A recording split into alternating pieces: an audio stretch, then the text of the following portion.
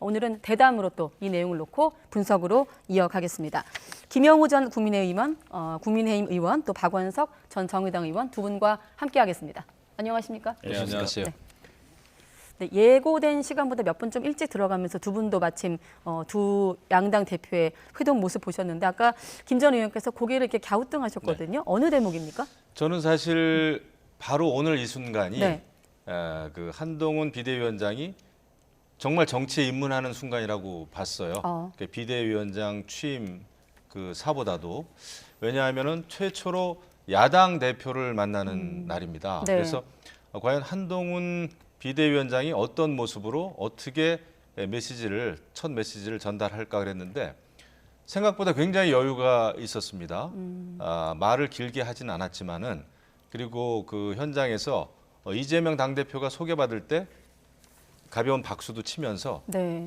굉장히 얼굴도 좀 미소를 띠면서 여유 있게 이렇게 시작을 했어요. 저는 사실 과연 한동훈 장관이 그럴 수 있을까? 전 굉장히 지금 그 전에 궁금했거든요. 네. 어떻게 정치인으로서 표정 관리를 해나갈까? 또 야당 대표를 어떻게 만날까? 왜냐하면 여태까지 굉장히 그 서로 강한 그 메시지를 서로 주고받지 않았습니까? 네. 어제 또 특검 때문에 여야가 강대강 대치를 했었고요. 근데 오늘 비교적 순탄하게 시작은 했다. 물론 하고 싶은 말이 굉장히 많았겠지만은 네. 오늘은 경청하고 돌아가겠습니다. 얘기를 했고 그에 비해서 이재명 당대표가 오히려 뭔가 좀 저는 오히려 말을 길게 하면서 조금은 여유가 없고 쫓기는 느낌이었다. 그러면서 뭔가를 가르쳐야 되는 가르치고 싶어하는 그런 모습이 좀 보였어요. 정치에 대해서도 이야기를 했고 네. 또 국민의힘이 비대위원회인데 지금 비대위 상황 아닙니까? 또 비대위 상황에 대한 뭐 의미까지 얘기를 했고 또 여러 가지 뭐 우리나라의 미래에 대해서도 얘기를 했고 더군다나 지금 그 야당이 통과시키고자 하는 이태원 참사 특별법이라든지 네. 전세사기 특별법까지 좀 구체적으로 얘기를 했어요. 그래서 저는 사실 이재명 당대표가 간단하게 얘기를 할 줄 알았는데 오히려 더 길어졌어요. 근데 굉장히 어떤 그 메시지 분량에 있어서 굉장히 좀 차이가 나죠. 여야 그 양쪽 대표 간에 어쨌든 이제 한동훈 비대위원장으로서는 오늘부터 본격적으로 대야 이제 전략을 짜야 되고 구상을 해야 된 그런 거 순간이다 이런 생각을 했습니다. 일단 한동훈 비대위원장 여유가 있어 보였고 이재명 대표는 쫓기는 듯한 오히려 저는 그런 조급함이 인상을 느껴졌다. 받았습니다. 예. 박 전 의원께서는 어떻게 보셨습니까? 그러니까 오늘 두 분이 어쨌든 공식적인 첫 상견례고 어떤 장면의 회동이 이루어질지 많이 궁금했던 게 사실인데요. 네. 일단 한동훈 비대위원장은 생각보다 메시지가 굉장히 짧았습니다. 그러니까 경청하겠다는 내용이었고 네. 오히려 이제 이재명 대표가 현안을 포함해서 여당에게 어떤 당부나 바람 이런 얘기를 하신 것 같은데요. 원래 이게 이제 당 대표가 새로 선출되거나 비대위원장이 돼서 언론 앞에서 하는 모두 발언은 다분히 형식적입니다. 네. 사실은 지금만 하더라도 현안은 다른 데 있고 특검으로 강하게 지금 충돌을 하고 있는데 그런 얘기는 그런 공식 상견례에서 하지는 않습니다. 다만 이제 두 분이 카메라 없이 비공개 회동에 들어갔을 때 어떤 얘기가 나올지 그게 전 더 궁금한데요. 아마 그 내용도 모임이 끝나고 나면은 또 양당 대변인이 브리핑을 하거나 하기 때문에 그걸 통해서 일부 나올 수 있을 텐데 시기적으로 보면 지금 총선을 불과 한 100일 앞두고 있는 상황이기 때문에 네. 여당과 야당 간의 긴장이 높을 수밖에 없어요. 그러니까 통상의 총선을 앞둔 이 시점도 그런데 지금은 뭐 김건희 특검법을 포함해서 여러 현안을 가지고 강하게 충돌하는 상황이다 보니까 더더욱 그런 게 아닌가 싶고요. 한동훈 비대위원장이 또 그 긴장의 수위를 올려놓은 측면이 있습니다. 보통 비대위원장이 그 구원투수로 등판을 하면 첫 메시지는 이 스스로의 약점을 어떻게 보완할까 이런 방향에서 약간의 이제 성찰적인 내용을 담아서 메시지를 내기 마련인데 네. 첫 그 취임사부터 야당을 향한 강공을 펼쳤어요. 그게 어떻게 보면 여야 사이의 긴장을 더 높인 측면이 있는데 뭐 그런 긴장은 긴장대로 한편으로 유지할 수밖에 없는 상황이라는 점을 감안하더라도 앞서 이재명 대표가 얘기했던 뭐 전세사기 특별법이나 또 이태원 참사 특별법을 포함해서 지체된 민생 현안들이 굉장히 많아요. 네. 그러니까 21대 국회가 끝나는 날까지는 총선 끝나고도 한 달 있다가 21대 국회가 임기를 마무리 짓거든요.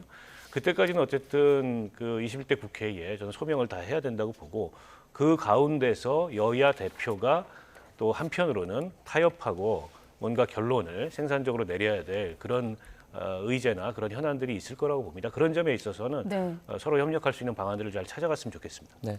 이제 박 전 의원님께서 뭐 비공개 회동에서 어떤 이슈들이 나올지 예민한 어떤 의제들이 나올지 좀 관건이라고 말씀을 해주셨는데요. 저 어떻게 생각하십니까? 김영우 전 의원께서는 그런 쌍특검법이나 예민한 이슈들이 나올까요? 아까 한동훈 비대위원장이 할 말은 굉장히 많아 보이지만 하고 연결되는 지점 같고요. 왜냐하면 이제 한동훈 장관 같은 경우에는 공개 발언 때는 그냥 의례적인 인사만 하는 거를 염두에 네. 두고 또 그렇게 준비를 하고 간 것 같아요.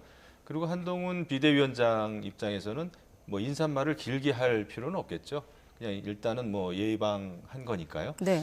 근데 비공개 회의로 전환이 된다고 하더라도 일단은 배석자가 있습니다. 양쪽에 그 당직자들이 있는 상황에서 네. 정말 첨예한 여러 가지 이슈를 첨예한 형태로 대담하기는 어렵습니다. 저도 과거에 수석 대변인이나 이런 거 할 때 배석을 해보면 다분히 좀 형식적인 얘기를 할 거예요. 아마 이재명 대표가 얘기했던 이 법안들에 대해서 조금 더 여당의 얘기를 들어보고 여당의 입장도 들어볼 가능성은 있습니다. 일단 이재명 대표가 모두 발언에서 이야기를 했기 때문에 그리고 통상적인 경우에 보통 여야 관계가 그래도 웬만하게 이제 여유도 있고 그러면은 보통 비공개 회동이 끝나기 전에 양쪽 대변인들이 네. 문구를 사실 조정을 해가지고 밖에 나가서 나란히 서가지고 이러이러한 이슈에 대해서 이러이러하게 양쪽 대표가 이야기를 나눴습니다라고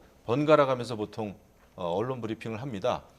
근데 이제 별로 분위기가 좋지 않으면 그냥 각자 나와서 따로 나와서 대변인들이 자당에 유리한 쪽으로 브리핑을 하는 경우가 많아요. 네. 그래서 아마 이 비공개 회동 끝나고 어떤 식으로 브리핑 하는가를 보면 안에서 그래도 조율을 했네. 그게 아니라 그냥 각 정당의 대표들이 할 말을 그냥 했네. 이렇게 아마 우리가 점칠 수가 있을 텐데 그건 네. 조금 이따가 지켜보면 알 수 있을 것 같아요. 알겠습니다. 아무튼 조금 전 여러분과 확인한 지금 보고 계신 그 화면은 두 양당 대표 한동훈 비대위원장과 이재명 대표가 한동훈 위원장이 취임 인사차 예방한 화면을 함께 보셨고 여야 수장으로서 첫 만남입니다. 자, 그런데 우리가 기억하는 건 한 위원장이 법무부 장관 시절에 있던 지난 2월과 9월 체포 동의안 국면이 있지 않았습니까? 사실 그때 굉장히 거칠게 서로 주고받기도 했었고, 자, 이후 비공개 대화에서 그런 좀 감정이 남아 있을까요?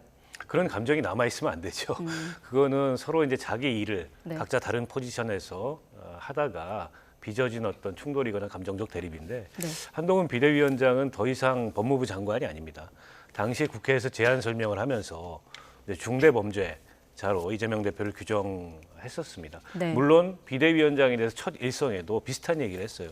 중대범죄를 처벌받지 않도록 하려고 노력하는 정당이 야당이다 이런 얘기를 했는데 그런 점이 아직은 법무부 장관의 이 물이 덜 빠졌구나. 저는 그런 느낌이 들었는데요. 네. 물론 야당 상대당을 향해서 비판할 수 있고 또 견제도 할 수 있습니다.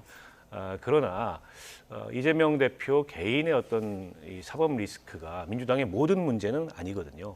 그리고 여당으로서 야당을 비판해야 될 그런 가장 이 시점의 핵심적인 대목인가도 전 좀 의문이에요. 그런 면에 비추어 봤을 때 뭐 한동훈 그 비대위원장도 법무부 장관 시절에 이재명 대표를 보던 시각을 잊어야 된다. 그 시각을 계속 갖고 있으면 윤석열 대통령이 이재명 대표를 지금도 안 만나지 않습니까? 그게 이재명 대표가 이제 재판을 받고 수사를 받는 피의자고 피고인이라는 이유잖아요.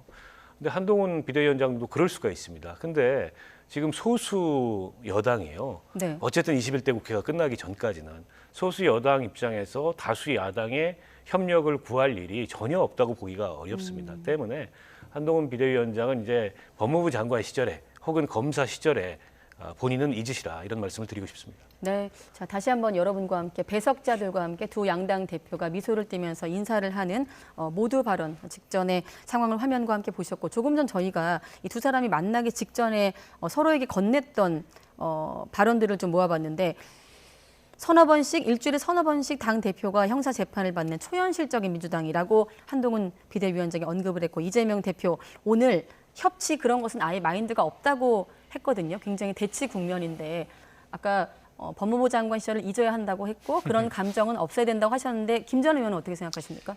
아마 기본적으로 상대편에 대해서 기본적으로 가지고 있는 그 감정, 생각이 좋지는 않을 겁니다. 여태까지 그렇게 또 해왔고 그렇게 발언을 해왔고요. 근데 이제 그 한동훈 법무부 장관은 여태까지 법조인으로서 특히 법무부 장관으로서는 아마 모든 사안을 바라보는 데 있어서 이게 불법인가 합법인가 아니면 팩트 체크, 사실 여부를 중심으로 하는 그런 생각을 위주로 해왔을 거예요. 인식의 틀 자체가. 네. 그건 법조인으로서 너무나 당연한 거죠. 거기에 어떤 다른 게 개입되면은 안 되는 거죠. 정치를 하는 사람이 아니니까. 네. 근데 이제 정치의 영역에 넘어왔기 때문에 그런 사실의 영역과 함께 이제는 그 민심이라든지 정서의 영역, 감정의 영역 이런 것까지도 이제 포괄해야 이제 그 집권 여당의 비대위원장으로서 역할을 할 수가 있는 거죠. 네. 이제는 그 상대 당이 있는 것이고 그리고 이제 상대 당에서 비판하면 거기에 그냥 맞대응하는 그러니까 법무부 장관 때 했던 거기에만 머무르면은 이제 안 되는 거죠. 이제는 내부적으로도 다양한 또 비판의 목소리가 있을 수 있고 또 이제 공천을 앞둔 총선 기간 아닙니까? 이 굉장히 갈등이 최고조로 달하는 시기가 딱 지금입니다. 네. 그러니까 상대 당하고도 어렵고 자당 내부에서도 가장 어려운 시기가 이때입니다. 또 공천 탈락자들은 전부 다 또 비판을 하고요. 이런 상황에서 이제 이것을 정말 그 이끌어 나가려면 말 그대로 종합 예술, 그러니까 어떤 그 굉장히 힘든 오케스트라의 그 지휘자가 돼야 되는 거죠. 네. 그런 측면에서는 저는 뭐 잘 해 나가리라고 보고 네. 또 비대위가 이제 꾸려졌으니까 이제 정말 민심에 귀를 기울이면서 상식적이고 합리적인 그런 그 어떤 그런 개혁적인 그런 보수를 해 나가지 않을까 이렇게 생각합니다. 네. 네. 마침 두 사람이 만나는 장면, 백드롭이라고 하나요? 두 사람이 미소를 짓고 악수하는 그 장면 뒤에 문구가 김건희 특검을 대통령이 수용하라. 사실 이 전까지 굉장히 대치 국면이었고 어제만 해도 저희가 이 시간에 국회 본회의장 연결해서 여야 대치 국면, 찬반 토론까지 포함해서 극렬히 대치하는 모습을 보였는데 양당 대표가 만난 화면입니다. 사실 지금 또 채널 돌리신 분들께서는 양당 대표가 웃고 있네 하면서 궁금해하실 것 같아서 저희가 속보를 다시 한번 정리해드리면 한동훈 비대위원장 과 이재명 대표 조금 전 만나서 일단 환대에 대한 감사 그리고 국민을 위한 정치한다는 점은 공통점이 더 크다라고 했고 이재명 대표 발언도 한번 요약해 주시죠. 네. 이재명 대표는 또 이렇게 말을 했습니다. 조금 전에 한동훈 법무부 전 그 법무부 장관이죠. 이제 비대위원장을 만나서 비대위원장 취임을 그리고 방문한 것을 환영하고 네. 축하한다 이렇게 말을 전했습니다. 그리고 협치를 하자 이런 식의 취지로 또 말을 건넸습니다. 네. 한동훈 좀 비대위원장 관련된 얘기를 조금 이어나가 보자면요. 네. 이 젊은 비정치인들을 대거 지명해서 이번에 눈길을 좀 끌기도 했습니다. 그런데 일부 위원들이 좀 막말 논란이 나오면서 좀 주목을 받기도 했거든요. 네. 이 부분이 좀 어떤 영향을 줄까요? 뭐 그것 때문에 약간 이제 구설이 있는데요. 아마 한동훈 비대위원장으로서는 예상됐던 비대위원 구성인 것 같아요. 가급적 그 여의도에 기존 이제 정치 문법이나 혹은 기존 정치인들과는 좀 거리가 있는 이제 그런 어떤 비대위를 구성할 것을 시사했는데 네. 그게 그대로 나타났고 세대로 봤을 때 좀 많이 젊어진 게 사실이고요. 네. 그러면서도 동시에 두드러지는 게 결국 민주당을 향해서 강한 견제와 비판의 메시지를 저 비대위가 내겠구나. 네. 이런 거를 좀 짐작해 하는 게 이를테면 뭐 민경우 그 비대위원이라든지 또 김경률 비대위원이라든지 이런 분들 같은 경우에는 과거 이제 조국 사태 때부터 시작해서 민주당 내 586이라든지 또 이재명 대표에 대해서 강하게 이제 비판을 해왔고 또 구자룡 변호사라고 이번에 새로 비대위원 된 분도 대장동 사건을 계기로 각종 방송에서 이재명 대표 비판을 날카롭게 해왔던 분이고 호남 출신인 박은식 비대위원도 이제 비슷한 맥락에 서 있거든요. 이제 그분들 이외에 다른 비대위원들도 있지만 그런 인적 구성으로 봤을 때 한동훈 장관의 비대위는 일종의 이제 공격형 비대위다. 저는 이제 그렇게 생각이 듭니다. 공격형 보통 이제 비대위? 비대위를 보면 이게 확장형인지 혹은 내부 혁신형인지 아니면 상대당을 위한 공격형인지 여러 유형의 비대위가 있는데 한동훈 비대위원장의 첫 일성도 그렇고 비대위원의 인적 구성의 면면으로 봐도 공격형 비대위로서의 그런 성격이나 이 앞으로의 예상되는 역할이 두드러지지 않을까 네, 싶습니다. 공격형 비대위로 박 전 의원께서 규정을 하셨는데 김 전 의원께는 이런 질문 한번 드려보고 싶습니다. 지금 비대위 면면도 그렇고 한동훈식 세대 교체가 주목을 받고 있는 상황인데, 자, 총선을 앞두고 사실 윤 대통령 뭐 아바타 여러 별칭이 있지 않습니까? 한동훈 비대위원장이 윤 대통령과 좀 차별화를 시도할까요? 일단 그 두 분이 가까운 것이면 틀림이 없지만 네. 저는 굉장히 스타일 면이나 이런 게 좀 다르다고 봐요. 다르다고 봅니다.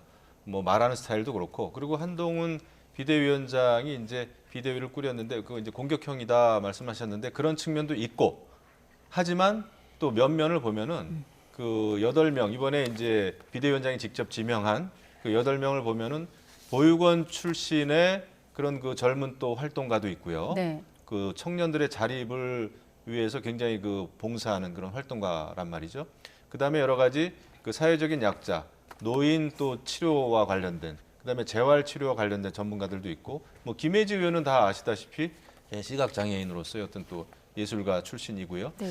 이렇게 보면은 굉장히 우리 사회의 아픈 곳, 사회적인 약자도 아우를 수 있는 그런 측면까지도 저는 고려했다 이렇게 봅니다. 그리고 평균 연령대가 43입니다. 이렇게 봤을 때 나이도 젊어졌지만 어쨌거나 우리 사회의 사회적인 약자를 아우르는 그런 비대위로서 네. 구성이 잘 됐다. 그리고 이제 취임 일성에도 있었습니다마는 이 586 운동권, 뭐 586 운동권 전체를 비판하는 게 아닙니다. 한동훈 비대위원장은 586 운동권 중에서 운동 경력을 가지고 그것을 기득권으로 평생 활용하고 수단으로 삼는 그런 586 운동권에 대해서 비판을 이제 했던 건데, 네. 그것을 이제 민경우 소장이나 김경률 이런 또 비대위원들이 최근에 굉장히 많이 해왔죠. 그런 측면에서 본인이 비대위를 어떻게 끌고 가겠다라고 하는 그 지향점이라 그럴까요? 거기에 맞는 비대위원들을 구성을 좀 한 것 같아요. 네. 그래서 저는 기대가 좀 큽니다. 네. 박 전 의원께도 짧게 하나 여쭤보면 윤 대통령과 차별에 나설까요? 한동훈 비대위원장이? 뭐 그런 걸 많이 기대하기도 했고 국민의힘 내부에서 네. 또 주문하기도 했고, 이 김건희 특검법이 그 실험대가 되지 않겠나 이런 관측들이 있었는데, 김건희 특검법에 대한 한동훈 비대위원장의 인식 대응을 보면 이 일각에서 예상하는 그런 아주 적극적인 차별화, 수직적 당정 관계를 수평적으로 바꾸겠다, 그런 차별화는 제가 보기에 예상하기가 좀 어려울 것 같고요. 다만 네. 앞서 김영우 의원님 말씀하셨듯이 스타일이 많이 다릅니다. 윤석열 대통령은 굉장히 어떻게 보면 뭐랄까요, 장악력이 강하고 이런 주도성이 강한데 반해서 한동훈 비대위원장은 그보다는 조금 이제 젊은 세대의 취향에 훨씬 더 가까운 이제 그런 어떤 덜 권위적이고 상대적으로 그런 어떤 모습을 보여서 그런 점에 있어서는 차별성이 당연히 네. 있는데, 이른바 이제 당과 대통령실의 관계가 대통령실이 강하게 주문하고 당은 별 이견 없이 그걸 따르는, 이게 어떻게 보면 강서 재보궐선거 이후에 변화돼야 될 그런 국민의힘의 모습이다, 이런 지적이 있었는데 네. 그런 변화가 적극적으로 나타날 것 같지는 않아요. 한동훈 비대위원장도 우리는 동반자 관계지 그런 거 없다. 별다르게 거기에 대해서 문제의식을 안 갖고 있다는 그런 본인의 인식의 일단을 드러냈기 때문에 네. 특별히 그와 관련된 변화는 없을 것 같습니다. 알겠습니다. 일단 두 사람이 만난 지가 지금 한 20여 분, 25분여 지난 상황인데 일단 비공개로 전환되고 나서는 속보가 들려오지 않고 있거든요. 혹시라도 현장에서 뭐 추가 브리핑이 있다면 다시 국회를 연결해 보기로 하고 다음 네. 질문으로 넘어가겠습니다. 이제 한동훈 비대위원장이 대대적인 쇄신을 예고한 가운데 오늘 당내에서 이탈자가 나왔습니다. 뭐 이탈하지 않을 거다 이런 의견도 여럿 있었는데요. 이준석 전 대표의 측근으로 알려진 천하람 변호사가 탈당을 선언했습니다. 직접 들어보시죠. 내부에서 단시간 내에 국민의힘을 근본적으로 개혁하는 것은 매우 어려운 일이라고 판단했습니다. 그리고 미래를 위한 새로운 정당을 만드는 일은 필요성이 큰 것은 물론 성공할 가능성도 높다고 판단했습니다. 앞으로 가치인개혁신당 창당준비위원장을 맡아 국민 여러분과 함께 미래를 위한 새로운 정당을 만들고자 합니다. 네, 천하람 변호사 지난 3.8 전당대회 때 당대표 선거에 출마를 한 뒤에 그 다음에 이제 이런 일이 있었기 때문에 탈당을 결심하기는 쉽지 않았을 것 같은데요. 탈당을 했습니다. 지금 뭐 이준석 전 대표를 중심으로 이제 천하용인이라고 하는 비교적 젊은 그 정치인들이 함께 해왔죠. 네. 김용태 전 최고위원은 이제 국민의힘에 그냥 잔류하는 걸로 이렇게 가닥이 잡혔고 본인이 그렇게 이야기를 했고. 네. 근데 저는 이제 예정된 수순이다 생각을 합니다. 이준석 전 대표하고 계속 같이 토론을 하고 토의를 하고 협의를 해왔던 친구들이에요. 제가 보면 예, 그렇기 때문에 이제 탈당을 했는데 중요한 것은 그 지금 천하용인에서 이제 용이 빠져가지고 이제 천하인이 돼버렸는데 천하인? 네. 사실은 이제 이준석 전 대표가 탈당하고 나서 어떤 정치 세력, 어떤 또 색다른 그런 정치인들과 연대하느냐가 굉장히 중요한 것이거든요. 네. 그런데 아직까지는 보이지 않고 있습니다. 이런 상황에서 지난번에 뭐 이준석 전 대표는 뭐 정의당의 일부 또 전 의원 또 현 의원 이야기도 했고 그다음에 또 이낙연 전 민주당 대표도 만나고 싶다라는 류의 그런 얘기도 하고 그랬는데 전혀 지금 이루어지는 게 없어요.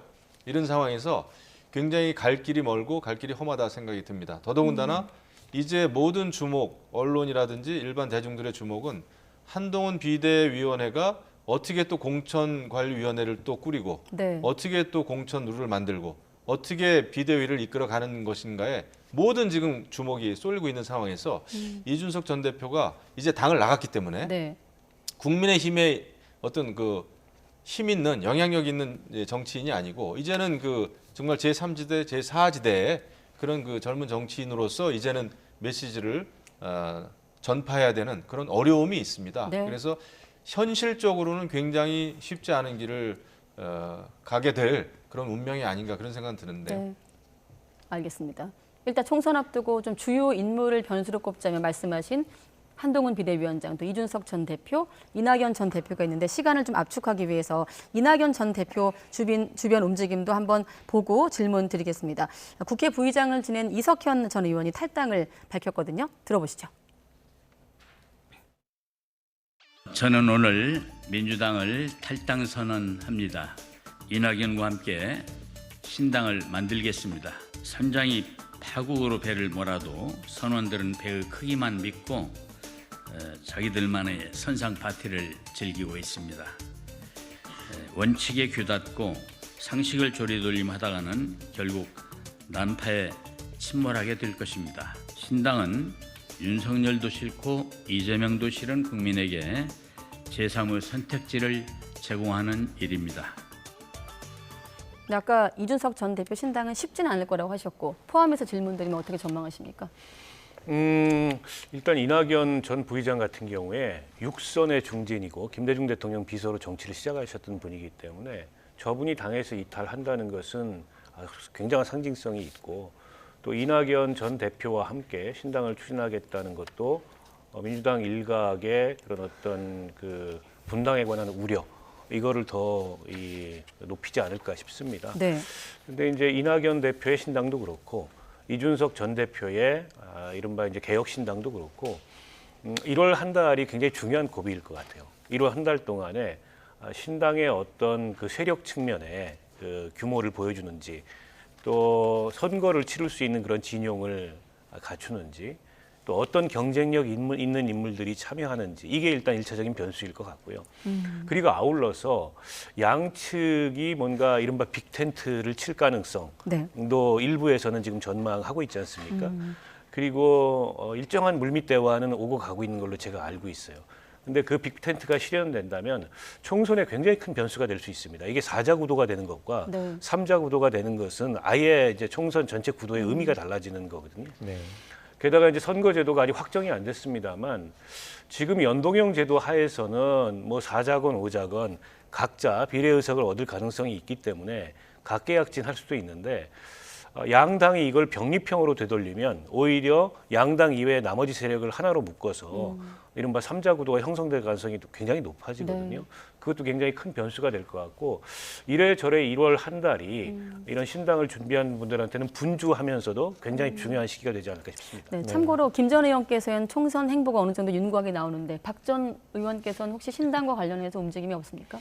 뭐 이런저런 제안도 많이 받고 있고요. 네. 또 논의도 같이 하고 있고 네. 저도 이제 많은 고민을 하고 있는데 제가 평소에 지론이 네. 어쨌든 지금 이 대한민국의 양당 정치가 보이는 이런 극단의 진영 대결을 극복하기 위해서 새로운 정치 세력이 만들어져야 되고 그건 기존 진영과 소속 정당을 넘어서는 문제다. 이게 이제 제가 갖고 있던 평소의 지론이기 때문에 저는 뭐 이준석 전 대표에게도 이낙연 총리께도 똑같은 말씀을 드리고 있고 네.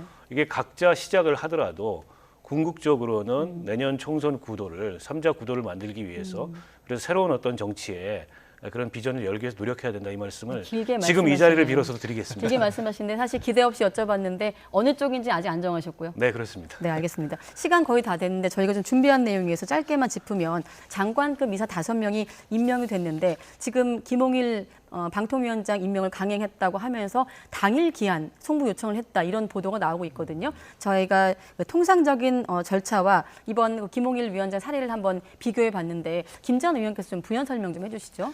지금 이제 윤석열 정부 입장에서는 인사를 굉장히 빠르게 또 급하게 하는 측면은 좀 있어요. 그리고 대통령 비서실장도 이번에 이제 바뀌지 않았습니까? 지난번에 이관섭 정책실장이 바로 이제 또 비서실장으로 자리를 옮겼죠. 네. 그런 면에서 대통령이 생각한 그 구도가 있는 것 같습니다. 그래서 그 구도대로 지금은 굉장히 시간을 아끼고 있는 것 같아요. 왜냐하면 이제 총선은 다가오고 또 총선에 출마할 사람들도 많고 또 당정 간에 이제 협의할 일도 많고 근데 총선 국면에서는 이거 쉽지가 않거든요. 네. 이런 상황에서는 인사 잡음을 오히려 줄이기 위해서 굉장히 조금 속전속결로 가고 있지 않는가 네. 이런 생각이 합니다. 그리고 민주당이든 국민의힘이든 당 내부가 지금 굉장히 시끄럽고 어려워요. 뭐 일부 인사들이 또 탈당하고 있지 않습니까? 네. 이런 상황에서 인사를 좀 빠르게 하고 있다. 시간을 좀 아낀다는 측면에서 좋게 보면은 그런 그렇게 흘러가고 있는 것 같아요. 네, 알겠습니다. 네, 오늘은 여기까지 듣도록 하겠습니다. 전국 자세하게 짚어봤습니다. 김영우 전 국민의힘 의원, 박원석 전 정의당 의원과 함께했습니다. 고맙습니다. 고맙습니다.